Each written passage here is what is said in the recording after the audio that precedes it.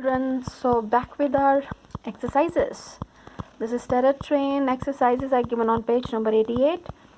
We have comprehension, the first one. Read lesson 8.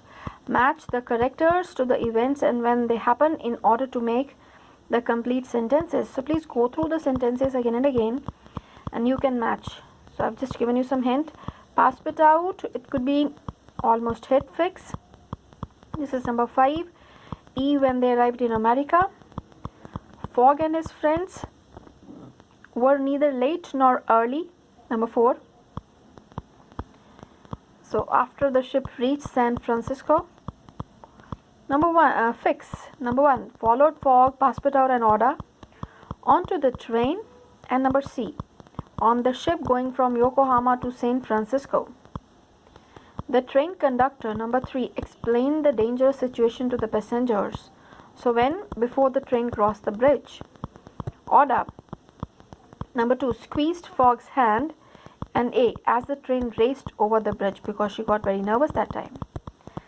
Okay, so from the book only this is given over there. Then we have, what do you think? This is some of the hints I'll give you over there in the notebook.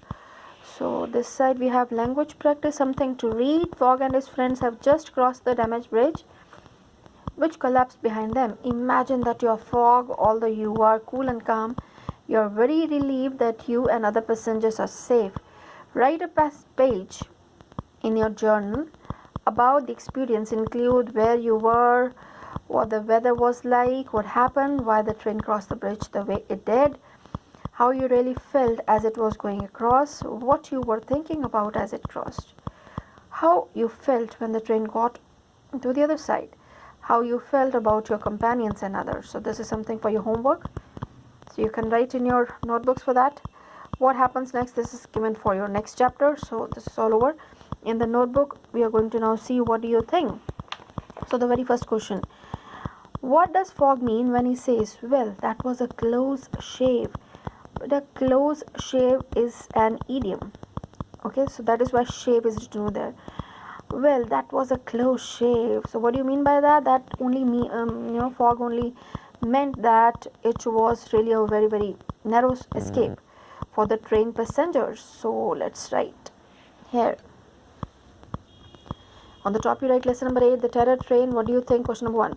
Through this idiom, Fogg means that it was a very narrow escape for the train passengers as the bridge collapsed, comma, a few seconds later, just when the train crossed the bridge. So that was really, really a narrow escape. Because for the train passengers, as the bridge collapsed, a few seconds later, few seconds you can well imagine, when the train crossed the bridge. Okay, the next one. Which idea do you think was the best in order to cross the bridge safely? Can you think of a better idea?